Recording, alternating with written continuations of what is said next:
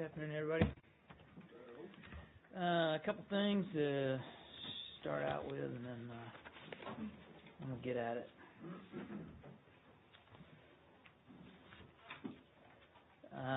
First, I think you may have seen my statement about the sentencing of Oleg Sentsov and Alexander Kolchenko. I just want to reiterate it here again. The United States strongly condemns today's sentencing of these two in a Russian military court, 20 and 10 years respectively, on groundless allegations, of plotting terrorist attacks and other subversive activities in Russian-occupied Crimea. This is a miscarriage of justice. Both Ukrainians were taken hostage on Ukrainian territory, transported to and imprisoned in Russia, and had Russian citizenship imposed on them against their wills.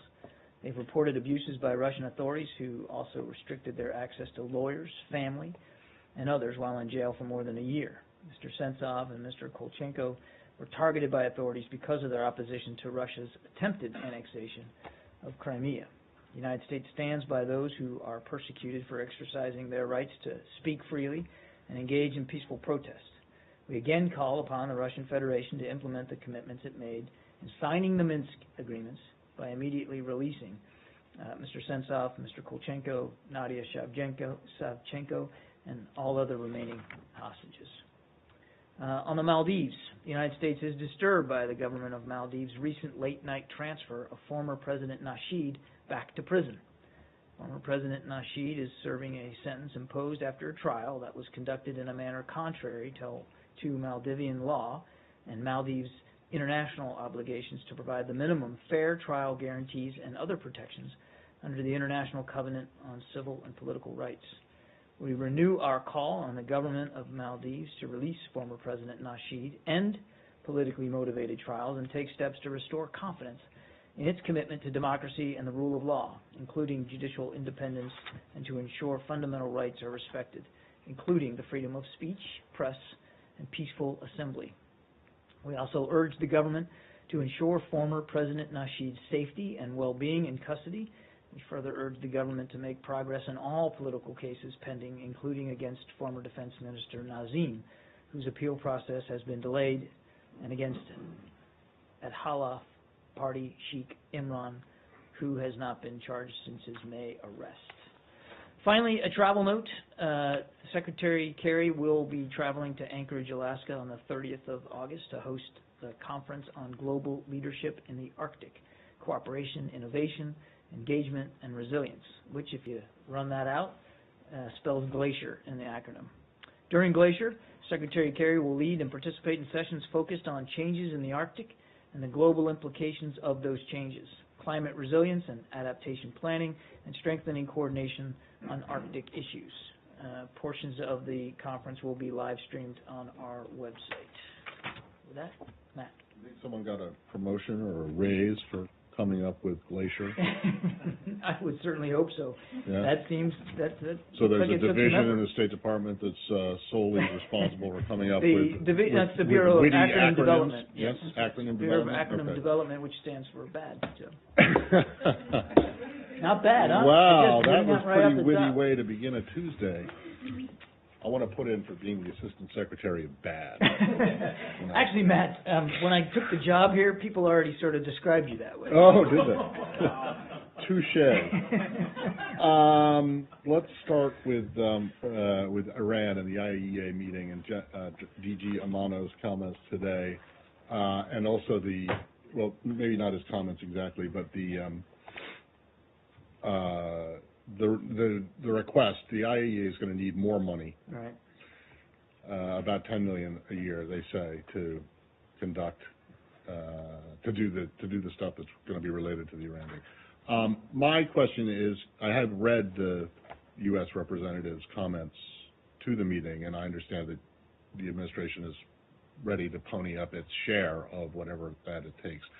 My question is, do you know how much that is? Is it a standard UN assessment? And does Iran have to pay for any of this? I don't have any specific funding contributions to speak to today in terms of amount, Matt. We're still working our way through that. I do want to add that we have every intention to continue to contribute to the IAEA for this purpose of doing this very important work of verification of Iran's nuclear-related commitments. I won't speak for Iran. I don't know what, if any, commitments Iran has or will engender under this, but as we noted in the statement, we're committed to working with all the member states to ensure that the IAEA has the resources that it needs. Well, does that mean that should there be an Iranian inspection part element to this?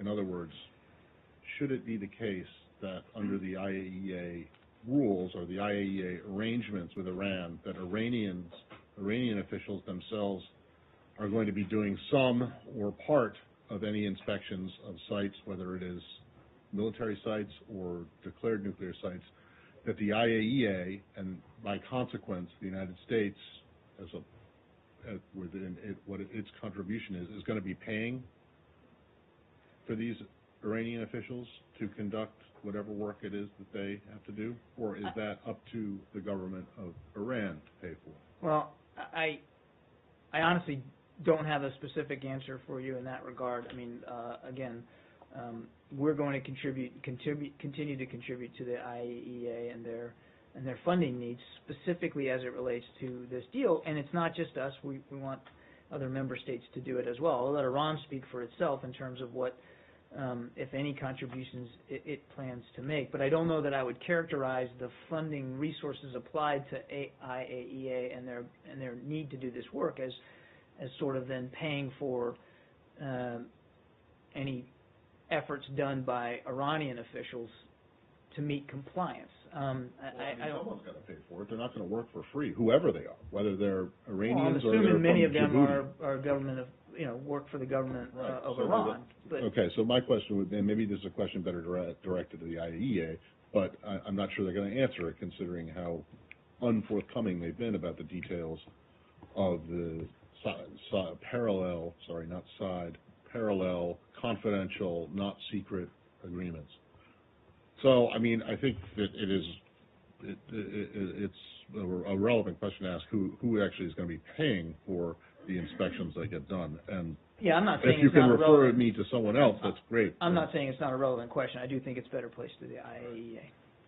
Can we keep going with that one? So, John, did you say that there has been a request for some money? Well, I think the IAEA said... has there been a request from by the administration to Congress for funding? No, like as I said, I don't have anything to announce with respect to specifics on additional funding. It's important to remember that we have been a contributor for resources for the IAEA as we have worked and they have worked to monitor the JPOA, the last couple of years. And we fully expect that commitment will continue going forward under the JCPOA. I just don't have a dollar figure to talk about today or any specific request that was made of Congress as of yet. Isn't it?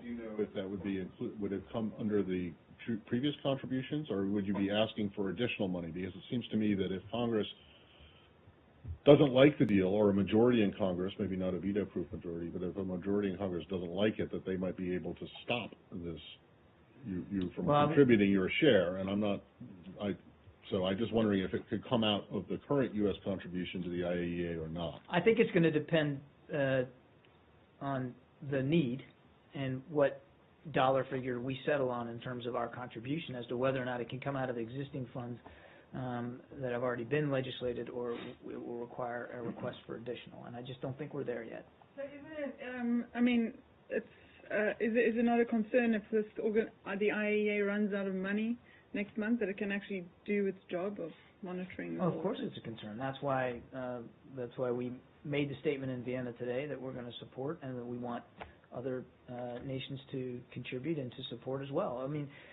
this is obviously critically important work, this verification regimen that the IAEA is responsible for under this deal, and we want to make sure that they have the resources they need to get it done. So yes, it's obviously a concern. Well, I assume that this is going to get fixed before they start running out of money? Well, I just don't have a timeline for you or any more details than that. But, I mean, I think we made clear, although we may not have the detail for you today, we certainly have made it publicly clear that we're going to continue to contribute and do our fair share.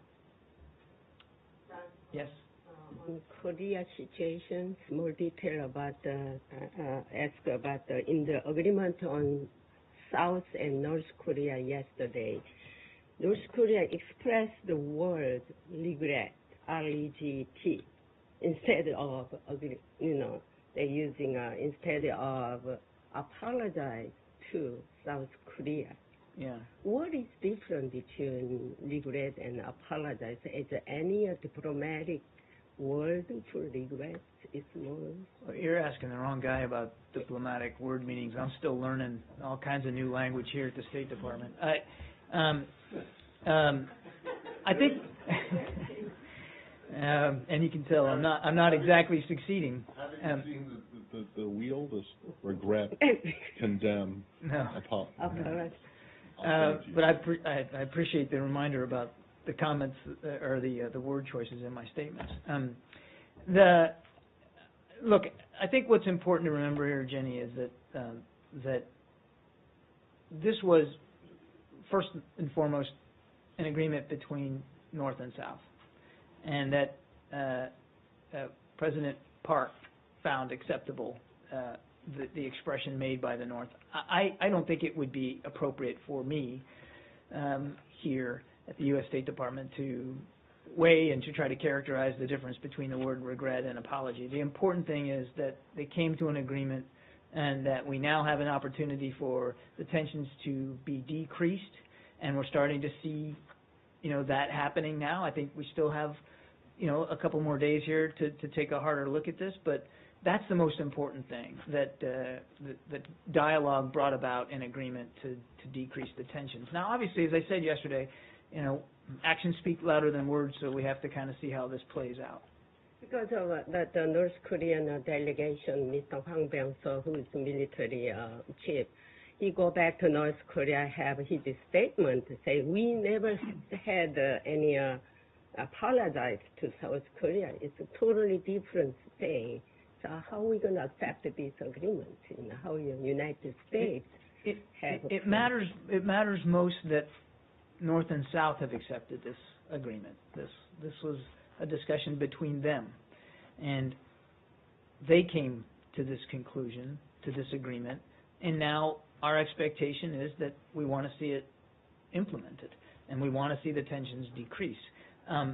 We weren't in the room and weren't a party to the discussions, and I think that's wholly appropriate. And so I think your questions would be better placed to people that were in the room and not to the U.S. State Department.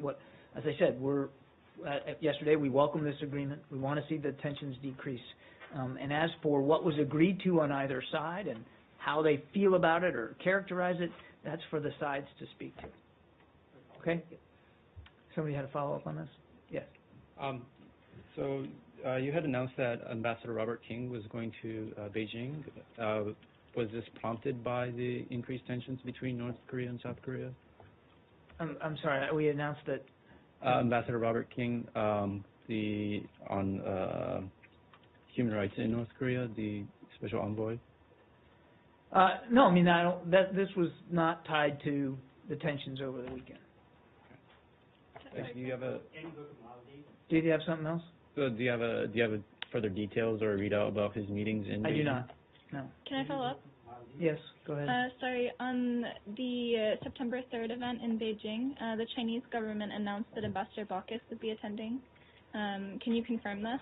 Yes, I can confirm that our ambassador, the president's representative to China, will be representing the United States at the event. And was there any reason that the representative was from the ambassadorial level rather than from a higher? He's the president's representative to China, and he is the president's choice to represent the United States at this event, and the ambassador is looking forward to attending. Yes. Your statement on all this seems pretty strong.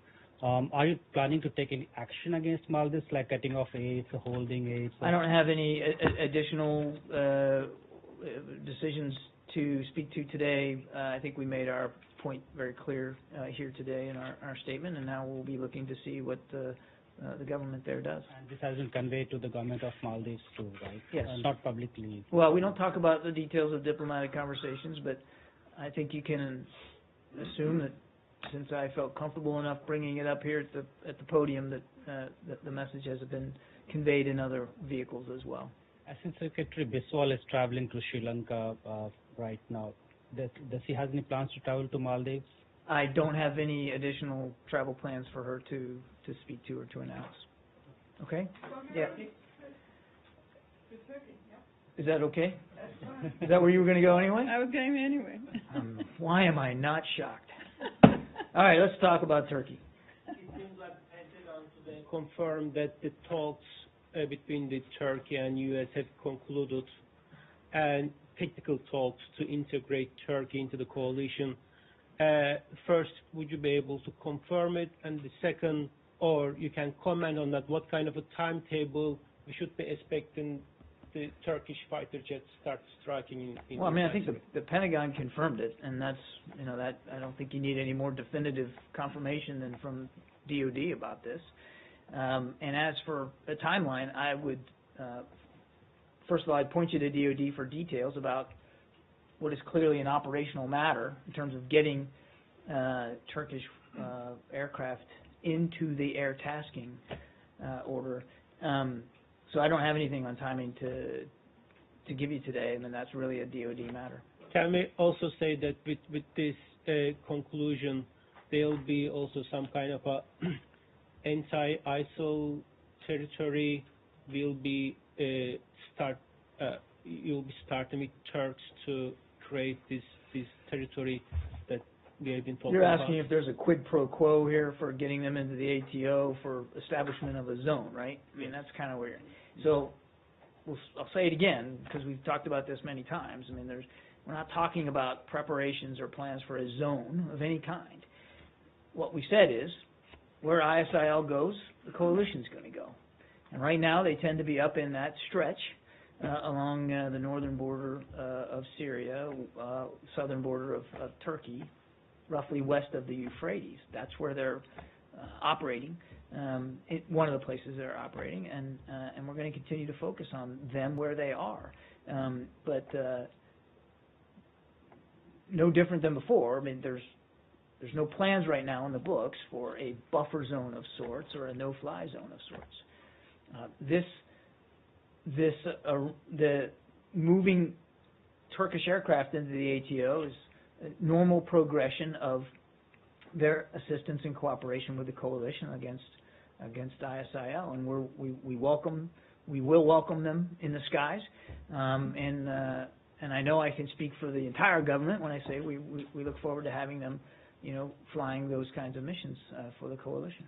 Do you feel better about types of local forces to secure that zone by the border now, comparing to a few weeks ago? No.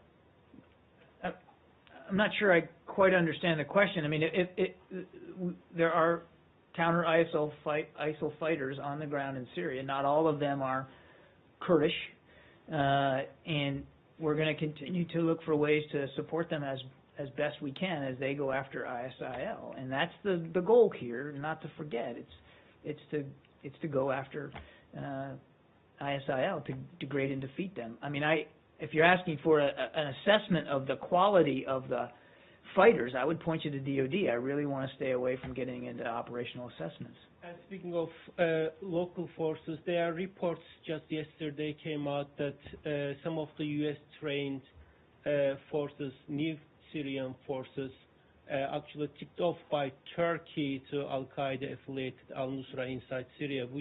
What's your comment or reaction to that story? We've seen no indication that that's true. Okay. The accusations are pretty heavy and serious. So the one of the accusations is that Turkey is not satisfied with this program, the current train and equip program, and Turkey wants something bigger. Well, and once again, it strikes me how many different times we're going to try to find fault with Turkey's contributions to the coalition. I'm not going to riff the way I did yesterday, but I stand by everything I said yesterday. We see no indication that these allegations are true, and so I'm not going to entertain hypotheticals about whether they are or they are not. Turkey is an ally and a partner in this fight. And now, today, here, we're talking about getting them into the ATO, getting them into the air, flying missions against counter-ISIL, and yet we still are having a debate about the degree to which they're serious here. So I think we all need to focus on the real fight, the real struggle, and that's against ISIL. And that's what we're focused on here at the State Department. John, I want to ask about the diplomatic side.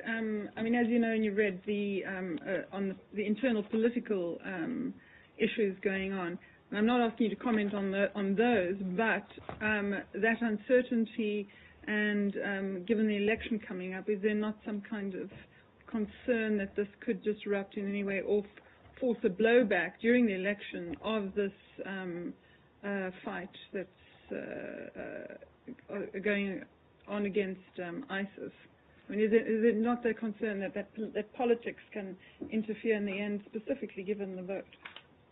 Well, I don't think it would be helpful for me to speculate about where it's going to go and what impact it may or may not have in the future, except to say that we're going to continue to work closely with whatever government the Turkish people select. And we have worked constructively with the Turkish interim government on a number of issues. Counter-ISIL coalition efforts, obviously we've been talking a lot about that since those June elections. And we look forward to continued cooperation with the new government. I think it's safe to say that, particularly when it comes to ISIL and the threats there in the region, that we both share a common sense of purpose here and a concern over the priority about going after ISIL. So again, I don't want to speculate on what the future may hold politically. We're going to look for ways to continue to cooperate with the Turkish government. But for now, it hasn't impeded any of those operations, joint operations. The one they announced today, that the technical details, they haven't actually announced when Turkey will. That's right. Will start. They haven't. Is that made me wonder whether politics could play an issue in that? I would point you to DoD for how specifically Turkey's going to be, these technical details are going to be hashed out. That's really a military thing to do. I have certainly seen nothing that would indicate that politics or internal politics in Turkey with respect to the interim government are playing a role here. And I think it's important to also remind, Leslie, that we are the ones who asked Turkey to hold off and not fly as part of the ATO for a little while. We're the ones, and that was to help us better come to agreement about how best to fit them in. Every country brings to a fight different capabilities, different skill sets, and so this was a decision we made to ask them to hold off. So I mean that had absolutely nothing to do with politics. It had everything to do with military efficiency. So when they actually they start being part of this, that's up to DoD. This is not a state's not involved. That's in correct. That's correct. That's a military decision. I haven't gotten into this because I don't really. You're saying that since the beginning of the airstrikes, the Turks have been asked not to fly? No, Matt. Oh. No, this was after the agreement to for them to allow us to use air bases. Use the air base. Part of that discussion was a discussion of when and how to get Turkish aircraft involved in coalition missions. And at the time of the agreement to use the bases, we said, hey, just hold on. Several months ago. Huh? Less than a It was about a month or so ago. Yeah, all right. Yeah. But that wasn't a long-standing thing. Yeah. A related question on Australia's involvement in the coalition campaign. The administration's requested Australia's involvement in the Syrian airspace. Are you able to shed any light on what the nature of that request is, and also whether it was prompted by a request from the Australian government? No, actually, I wouldn't. I mean, those are diplomatic conversations that we have with, countries of the coalition, and I wouldn't get into characterizing the details of them. We've often said, two things: it's a coalition of the willing, and each country has to be able to contribute what they're willing, and the people that live in that country are willing to support. We want to respect those are sovereign decisions. And number two, Australia is already a member of this coalition. We're very grateful for the contributions they've already contributed. They're a good friend and partner in so many different ways. So we look forward to continued cooperation with Australia, but I wouldn't get into the specifics of the conversations between us and them.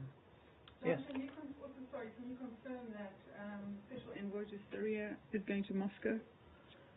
No, I can't. Let me take that question. Just a clarification on the joint flights. Is it understood that the Turkish-U.S. joint flights will be mostly over this area that you don't call a safe zone? I'll let DoD speak for the details of mission planning. Again, we expect Turkish aircraft to be flying soon. I couldn't tell you when that's going to be, and I certainly would be in no position to talk about where or what kinds of missions. That's really for the coalition to speak to. Yes, ma'am. On U.S.-China, how will the recent market turmoil from yesterday affect next month's meeting between President Obama and his Chinese counterpart? I really would refer you to the White House for discussions about President Xi's visit. That's for them to speak to, and I can tell you just from Secretary Kerry's perspective, he's very excited about this visit. He spoke about when we went to Kuala Lumpur, meeting with his counterpart. We spoke about this visit a lot. Very much looking forward to it, and I think everybody shares the same sense of purpose about making sure it's a successful visit. But you have a 1,000-point drop in the market, so does it become a business as usual meeting, or does it elevate it to a higher status? I'm just not going to speculate about what's going to be discussed during the President's visit. We're all looking forward to that.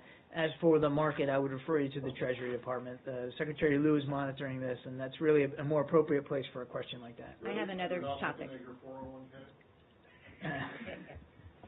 No? Mrs. Kirby is. I don't even know how to get to it. A second topic. Go ahead. The state IG's report on Ambassador Kennedy and her staff's email traffic and some of private accounts being used for business. Yeah. So let me get to this. So what you saw was the Office of the Inspector General released their report of an inspection of the diplomatic work being conducted by our mission in Japan. And as the report reflects, that mission has significantly advanced U.S. interest in Japan and enhanced our wide-ranging collaboration with the Japanese government under the leadership of Ambassador Kennedy and her team. And our partnership with Japan has never been stronger, which we believe, Secretary Kerry believes, is testimony to the mission success and, again, to Ambassador Kennedy's leadership.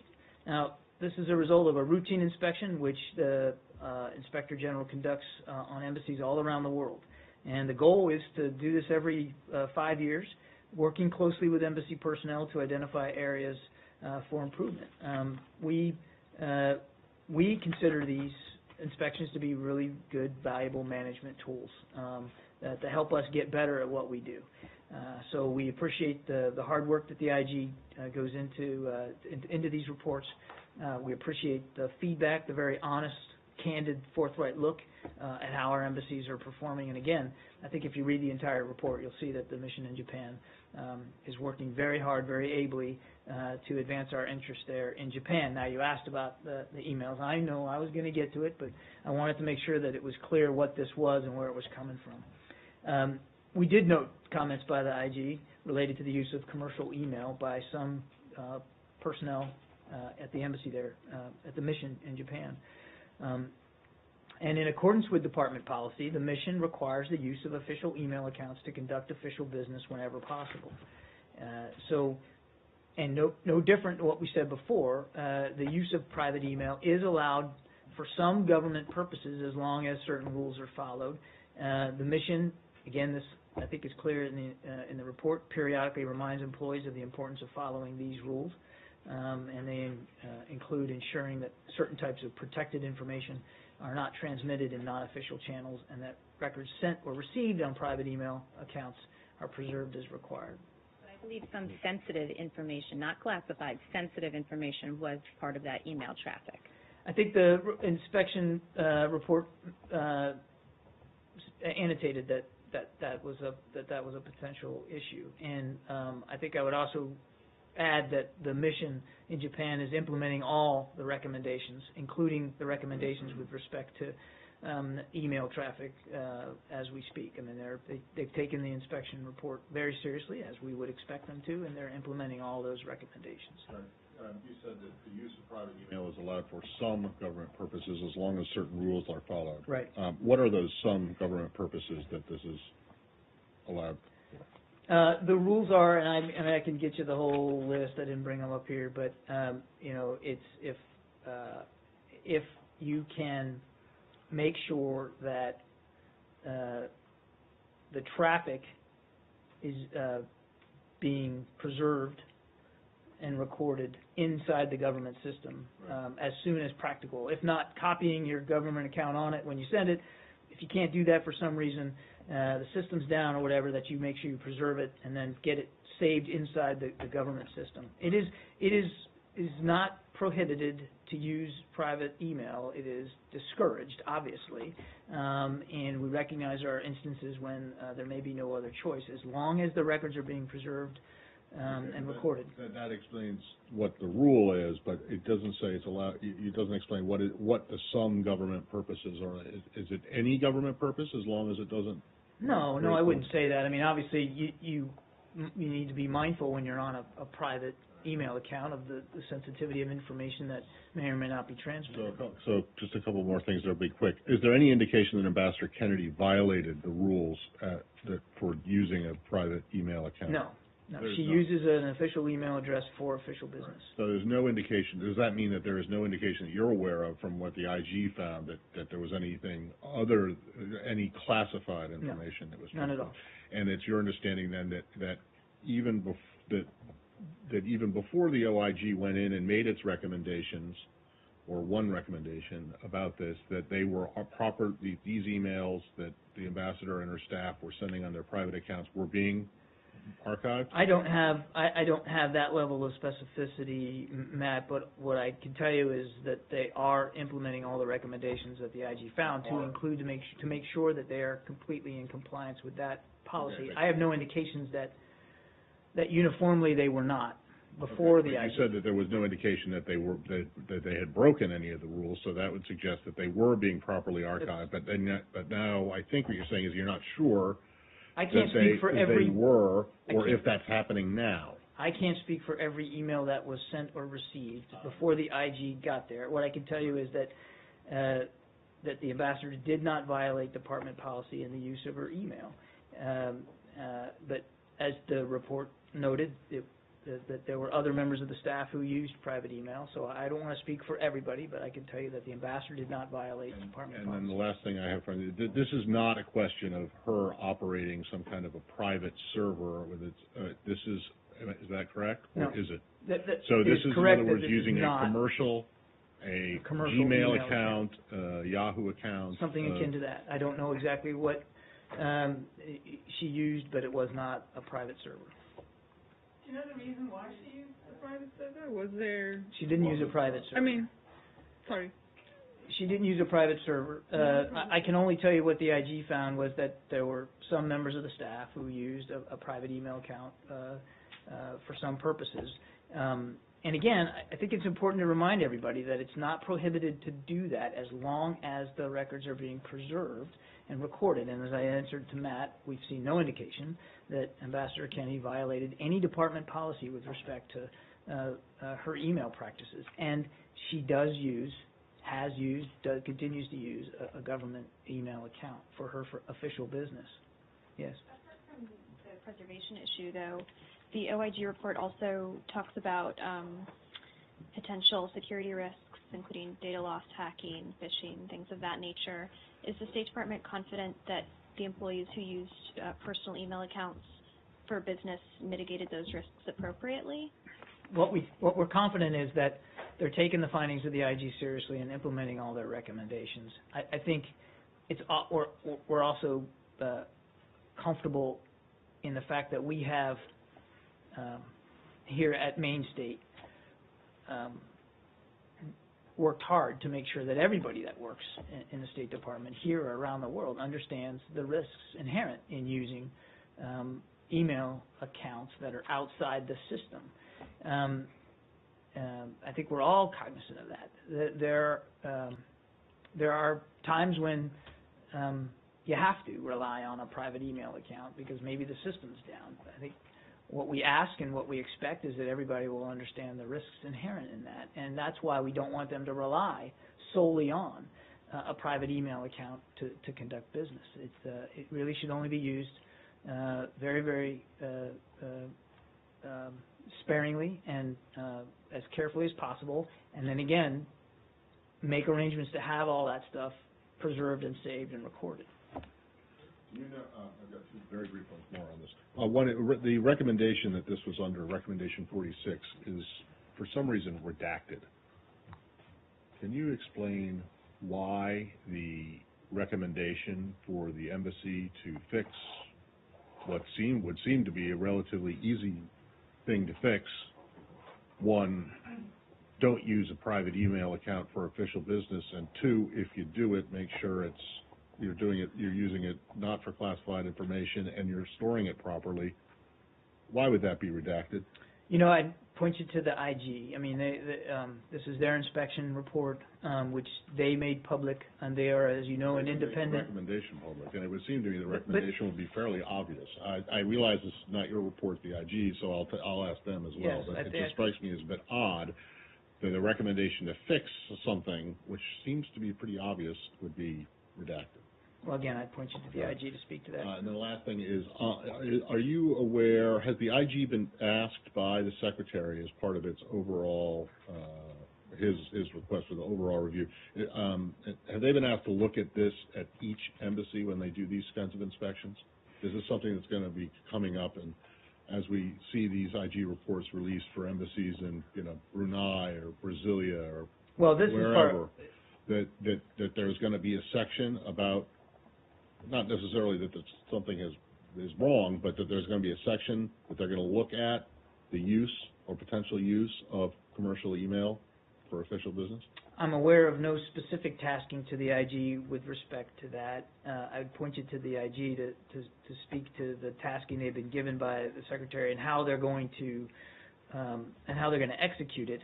But I'm not aware of any specific tasking by the Secretary to do an embassy by embassy look on this particular issue. Again, so two things. One, the Secretary did ask the IG to go take a look at our communication practices here to determine what, if anything, we can do broadly better, and they're still doing that work. And then again, I think it's important to remind that Maine State here has put out policies with respect to the use of private email, and our expectation is that everybody, wherever they are, here in Washington, D.C. or around the world, have digested that memo and that policy and will execute it. Related, it's not on Embassy Japan, but it's on Secretary Clinton's email. There was a report this morning, or maybe yesterday, I believe it was similar to a report that came out while I was away, saying that some of the emails that Secretary Clinton had received or sent contained information that was actually classified when at the time that it was sent or received. Have you addressed this? I have addressed this, but I'm happy to do it again. No, don't worry. If it has been addressed, then that's fine. But if it hasn't, it has been. It has been. It has been. I will can go show look, you the and I will transcript see if from it last addresses week. my question. Okay, fair and enough. if it doesn't, I'll ask tomorrow. I have no doubt that you will, Matt. Yeah, sure. With Ambassador Kennedy, I just want to make sure I understood something that you said. In response to Matt's questions, you said that the policy is that it is acceptable to use private email if you archive by forwarding or CCing your official email address so that it is captured in the system, in the archives, correct? Right. And you also said that you have no indications that the ambassador, I'm not talking about the entire group that's mentioned in the IG report, but that the ambassador had violated any State Department That's right. policies. And I just want to make sure that the syllogism is correct, that the ambassador archived all of her emails, either when that dealt with official business, either when she sent them or subsequently. I think I'd leave it the way I did, Arshad. I mean, that there's absolutely no indication that she violated department policy. Department policy says only use it infrequently. She did use it infrequently. She does have an official email address that she does use for business, and department policy says that those things need to be archived. And there's no indication that she violated any of those department policies. As far as you know, she archived all that stuff. There's no indication that she violated department policy in this regard. Yes, Samir. Do you read out on the Secretary's meeting with the Saudi Foreign Minister? He did meet with the Foreign Minister Al-Jubeir yesterday in Nantucket. It was a brief meeting, a couple of hours, I think. And as they always do, talked about a range of issues of regional concern, talked about Syria, talked about Iran, of course, and talked about the other security issues in the region. So, yes, they did meet. Upcoming visit? The readout that I received was that they talked about regional security issues, and I've gone about as much detail as I can on that. Was there a reason that that this meeting was not announced? Well, I mean, or was it, and I just missed it? No, no, you didn't. In fact, I must congratulate Smith. His question was the first time I've heard about it. I think that if the Secretary of State is on vacation wherever, we should know if he's going to have an official meeting. Particularly if you're willing to read it out after the fact. It wasn't a secret, but I don't think we knew about it. Maybe I'm out of the loop on this one. But he meets frequently with Foreign Minister Al-Jubeir. There was no concerted effort to conceal it or to not speak to it. Discussions that he has with certain foreign ministers happen on a high frequency level. This is one of those. Foreign Minister Al-Jubeir is one of those counterparts with whom he has many conversations, and so I don't think there was a concerted effort to conceal. I think it was just a judgment that this was not atypical, not out of the realm of the kinds of dialogue that he has with his counterpart in Saudi Arabia. Yes. I'm not sure of this report, but I read a report that United States handed over the Palestinian Authority a paper about a two-state solution or something like that. I don't have anything for you on that. What do you think then about the resignation of Abbas from the PLO Executive Committee? We understand that several members of the PLO Executive Committee, including President Abbas, offered their resignations, which, as you know, triggered a meeting of the Palestinian National Council to choose a new executive committee, and I would refer you to the PLO for any further information on this. President Abbas has not stepped down as either the PA president or the head of Fatah, and I'm not going to speculate about Palestinian politics here from the podium. But they expressed frustration from the Israeli, intention of having continue the negotiation or continue on the path of two-state solution. They expressed doubts about that. Well, I think I would let them speak to their reasons here. But you haven't talked about to them about any of those issues. We talk to counterparts all the time about lots of issues. Obviously, we're still very concerned about where this is going.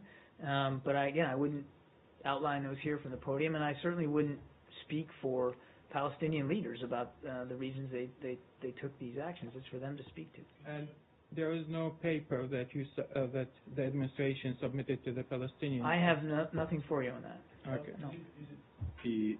Correct me if I'm wrong, but I believe it is the administration's view that it is the head of the PLO that is the negotiating partner in peace talks with the Israelis, not the president or prime minister of the PA, correct? You know, I'm not an expert on that, so why don't you let me go back and look in terms of what the policy is. But again, he's still the president. Right. Yeah. No. My next question was going to be, if I'm right about that, my memory might be wrong, but whether his resignation from the executive committee would therefore, and I realize there aren't any, to my knowledge, active peace discussions going on, but whether that would make it harder for you to conduct peace talks if you don't have sort of a duly authorized Palestinian representative to carry them out as head of the PLO. Well, we still consider him obviously an important and valued partner here in this. Again, I'm not going to speculate about Palestinian politics and what that might mean in terms of moving forward towards trying to come up with, looking for actions and policies and a genuine commitment for a two-state solution. I just wouldn't speculate. The head of the PLO is the official. I will take Arshad's question about whether that position is considered the lead negotiator. I truly don't know that fact, and I will take that question. Were you able to get any kind of a response to my question yesterday about the judge's order and the lawsuit and the $10 million, which directly affects the finances of the PLO and the PA? I think apparently, according to the government, the administration, it affects U.S. national security interests.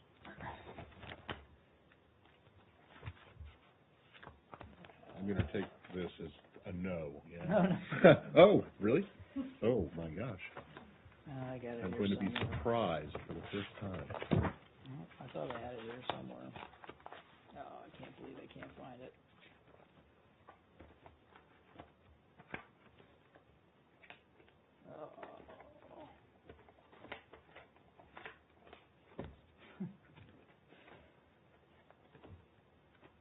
Matt, let me get back to you. Mm-hmm. I have it. Sure. You had 18 pages on the Maldives.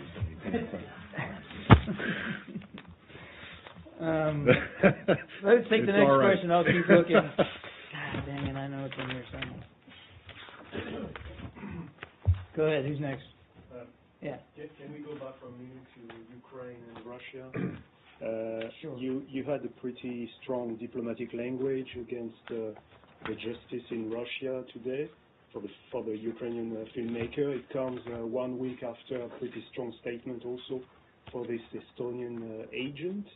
Do you think that, is the U.S. prepared to follow these words by action in taking further diplomatic actions against Russia? And don't you see any impact on the conversation you have between Washington and Moscow on important topics, matters like Syria and Iran? Don't you see any impact about our strong statements Yes. here?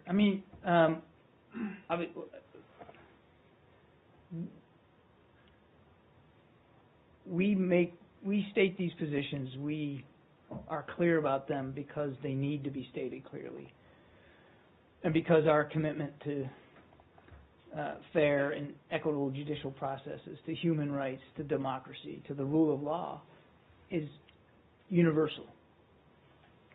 And we're not afraid to say, to object, or to condemn, or to express our deep concern about these kinds of issues when they need to be expressed, regardless of what else may be going on in a bilateral relationship. Will the statement today affect how Russia behaves or acts or responds? I don't know. That wasn't part of the calculus. It needed to be said because of the way these two gentlemen and others are being treated inside and by the Russian Federation, and will continue to speak out when it needs to. There are many things that we don't agree with Russia on, Obviously, this is one of them. There are others too. There are other areas where we can and we have and we will continue to find opportunities to cooperate, such as on the Iran deal. And we hope on Syria moving forward. That is why Secretary Kerry has had so many discussions lately with Foreign Minister Lavrov about trying to find a way forward to reach a political transition. So, so the short answer to your question is no. We're not worried necessarily by making these strong statements that they're going to have some sort of adverse effect. They need to be said on the face of them, and we're going to continue to do that. I found an answer. I finally found it. What, on the lawsuit? I found a response to the issue. Okay, there's a big difference between a response and an answer. It's kind of like regret and apology. We're going to find out the difference right now. I just didn't have it tabbed right. So look, I'm not going to make any comment on the decision itself. The judge has made his ruling, but this is a judgment of the court, and of course we're going to respect it. We offered our views, including our interest both in supporting the rights of victims of terrorism, to vindicate their interests in a federal court, and to receive just compensation for their injuries, and avoiding the harms that could arise if the Palestinian Authority's ability to operate as a governmental authority is severely compromised. So I do not know, we don't know how these views factored into the court's decision, but we had an opportunity to express our views, and we did that. Well, but my question is, I appreciate you going to bat for us and getting that answer. I know it was difficult, but the question is the response. The question, though, or the main part of my question from yesterday is that do you think that your views and your statement of interest in this case was taken into account by the judge? In other words, does the figure of $10 million plus $1 million a month during the appeal process, do you think that is okay, and do you think that decision reflects your interest, your stated interest in the Well, as case? I said, we don't know what factors the court used in making their decision. So I wouldn't want to characterize why they came down where they came down. I'm not asking you to say that the judge listened to us and agreed with it. I'm not asking for causality. I'm just wondering, the department, the deputy secretary, I think, signed the statement of interest or to the court, and I just want to know if you believe that the court's decision is in keeping with whether or not that was the reason for the judge's decision or not, but if you believe that it is in keeping, that the judge took into account the U.S. government's interest in it. I'm just not at liberty to comment specifically. We're going to respect the court's decision. I got one more just back on the emails, for the Embassy Tokyo emails. And I'm going to just read two sentences here, but it'll be very brief. The OIG identified instances where emails labeled sensitive but unclassified were sent from or received by personal email accounts. That's sentence number one. And then it says, skipping down a bit, employees are also expected to use approved, secure methods to transmit sensitive but unclassified information when available and practical. I just want to make sure that it is the case that it is, in some circumstances, okay, even though not encouraged, to send or receive sensitive but unclassified information on a commercial email account. It is clearly not okay to send classified emails, and I know that's not what you're asking. It is highly, highly discouraged to send information that you think is sensitive but unclassified. Or marked sensitive but unclassified. Or marked such. But it is not against the rules per se. You can do it if you have a good reason for it. You can do it. You can do it if there's no other viable means of communicating information. And as I said, you take the proper steps to make sure that it's recorded and gets back into the government system. Again, let's not lose the main focus here. We want people to use their government system account for official business. I want to get back to, so given that answer and given what the answer you gave to Arshad and me before, your understanding is that Ambassador Kennedy you sent sensitive but unclassified information, but it was, or received it, but it was in accordance with the with the rules. Is that correct? I don't have, I mean, I point you to the IG, and I haven't, I can't speak to every email that may or may not have been sent on a personal email account. But as I said, there's absolutely no indication that she violated department policy. Thank you. When did it become the policy of the department to, as you said, highly discourage the transmission? I think I just used two highlies, but did you? I'm yeah, so sorry. No, it's all right. I withdraw one highly. I think it was in the this new policy about having the emails documented and preserved for record purposes is a relatively new one. I think it's a couple of years old, Arshad. I can actually pull the policy statement for you so you can see it. It's certainly not something we're bashful about sharing. I just don't have the exact date. Okay, I'd like to. But it's relatively recent. Okay, because I thought that there was a policy statement about this, I think in October of 2014, but I'm trying to figure out if in fact it went further back than that may be it. I'll have to pull it and find it for you. I just don't have it in front of me. Thank you. I meant to bring it up with me actually, and I didn't do it. So, yeah, go ahead, Nicola. A very quick one on Thailand. I know that I asked you before. This is not an obsession, but do you have any clue about who is behind the attack 10 days ago? Because the Thais, your military allies, seem to be completely in the dark. I don't have an update for you. And as we said last week, this is really an incident that's being investigated by Thai authorities, and I'd point you to them. But I've seen nothing that would indicate that we have additional information that investigators don't have. They didn't request any U.S. assistance in terms of law enforcement? I'm not aware of any request by the Thai government for assistance in this investigation, but the offer still stands. We're willing to help in any way we can. Yeah, back here. About the China's war anniversary ceremony. Sorry? China's war anniversary ceremony upcoming will be held next month.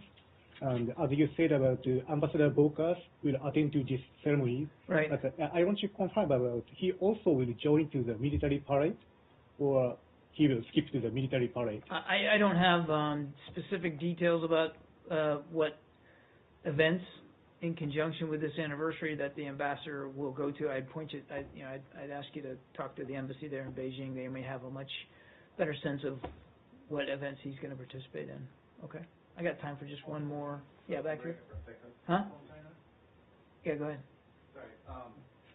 Do you have a response to Governor Scott Walker's call to cancel President Xi Jinping's state visit next month? As I think I said before, we're all looking forward to the president's visit. Secretary Kerry is going to be personally involved and looks forward to his participation and to making sure that it's a success. And there's no plans to change the visit. Yeah. Those types of comments are unhelpful for... I am not going to get into discussions here from the podium about comments made by candidates in the next presidential election. The President Xi's visit is a very important visit for our bilateral relationship with China. And as I said, we're very much looking forward to it and to making sure that it's a success. Yes? Thank you. One question on Venezuela, because the Venezuelan government ordered the closure of the border with Colombia after President Nicolás Maduro said that his country was under attack by some paramilitary groups, Colombian paramilitary groups. And this, of course, has caused a humanitarian and political crisis. Do you have any comment on that? Governments have a sovereign right to control their borders, and I'm going to refer you to the Venezuelan government for additional information on its decision regarding the border with Colombia. Thanks, everybody. Thank you.